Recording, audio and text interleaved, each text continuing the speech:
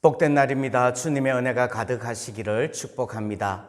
마가복음 11장을 봉독해 드리겠습니다.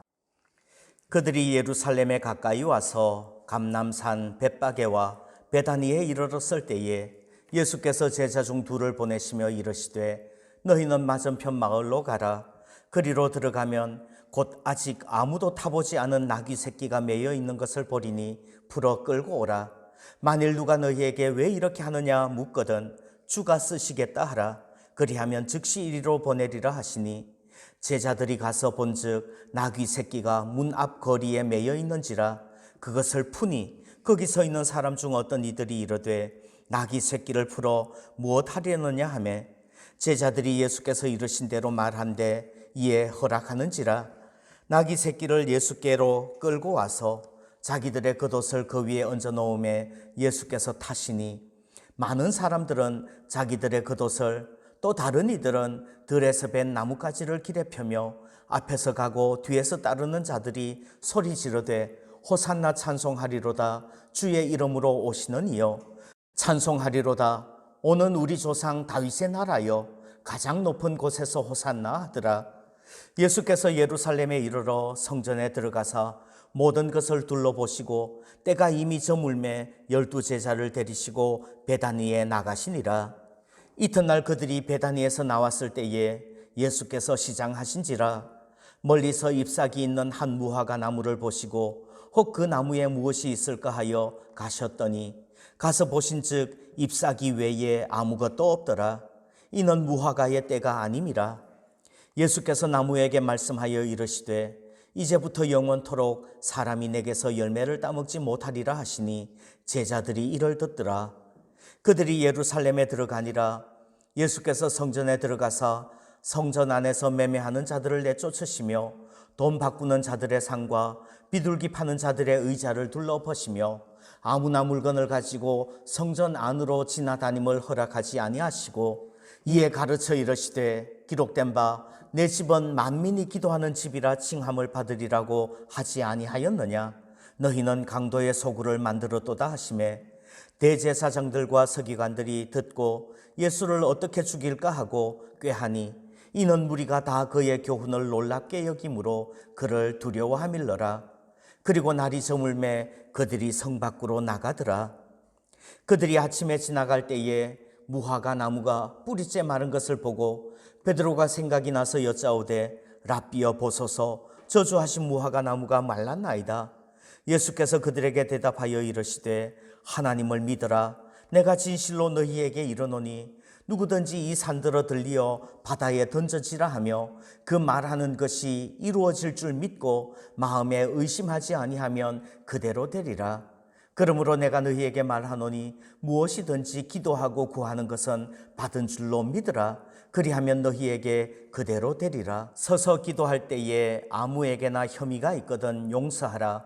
그리하여야 하늘에 계신 너희 아버지께서도 너희 허물을 사하여 주시리라 하시니라. 그들이 다시 예루살렘에 들어가니라.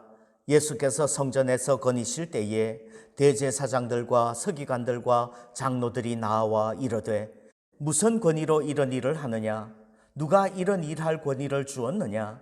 예수께서 이르시되 나도 한 말을 너희에게 물으리니 대답하라. 그리하면 나도 무슨 권위로 이런 일을 하는지 이르리라.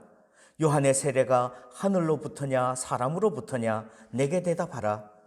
그들이 서로 의논하여 이르되 만일 하늘로부터라 하면 어찌하여 그를 믿지 아니하였느냐 할 것이니 그러면 사람으로부터라 할까 하였으나 모든 사람이 요한을 참 선지자로 여김으로 그들이 백성을 두려워하는지라. 이에 예수께 대답하여 이르되 우리가 알지 못하노라 하니 예수께서 이르시되 나도 무슨 권위로 이런 일을 하는지 너희에게 이르지 아니하리라 하시니라. 아멘. 마가복음 11장에서는 예수님께서 예루살렘에 들어가시는 이야기가 나옵니다. 종려주일 이야기고요. 마태복음에서도 읽었습니다. 오늘은 특별히 거기에 있었던 무리들의 모습을 한번 묵상해 보고 싶습니다.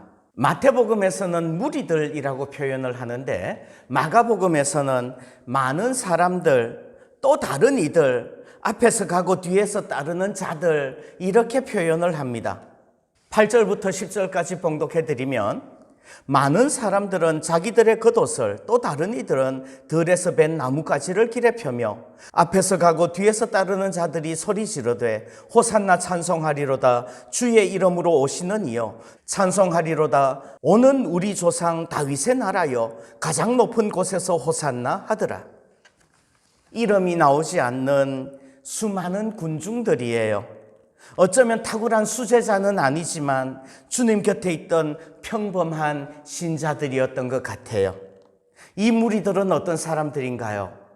첫 번째, 무리는 힘이 있어요. 그 무리들은 그냥 있는 것 같지만 열정이 있기 때문에 헌신하는 대상을 위하여서 목숨을 바칠 수도 있고 큰 소리로 찬송 부를 수도 있습니다. 에너지가 있는 거죠. 그래서 그 당시 백성의 지도자들은 밀란이 일어나는 것을 가장 두려워했어요. 군중은 힘으로 억압할 수 없다는 말이지요. 두 번째, 군중은 줏대가 없어요. 그 무리들은 엄청난 힘을 가지고 있지만 줏대는 없어요. 그래서 그 에너지가 방향을 잃으면 아주 큰 잘못을 범할 수도 있습니다. 오늘 주님을 향하여서 호산나 찬송을 부르던 그 무리들이 불과 며칠 후에 예수님을 십자가에 못 박으라고 소리치는 똑같은 사람들인 것입니다. 대제사장의 사주를 받아서 그 무리들의 에너지가 잘못된 방향으로 나아가고 있다는 말이에요. 세 번째, 무리는 성령을 받으면 증인이 되는 줄 믿습니다. 성령 받은 무리를 신도, 믿는 무리라고 합니다. 다른 말로는 거룩한 무리, 성도라고 합니다. 그리고 그 성도의 모임을 교회라고 하지요. 초대교회의 성도들은 수많은 고난 가운데서도 흔들리지 않았습니다. 세상이 감당하지 못하는 사람들이었죠. 그런데 성령을 받은 성도이면서 성령의 음성을 외면하고 성령을 소멸하면 안 되는 겁니다. 그냥 무리처럼 사는 그런 성도가 아니라 성령 충만하여서 성도답게 사는 성도가 되시기를 축복합니다.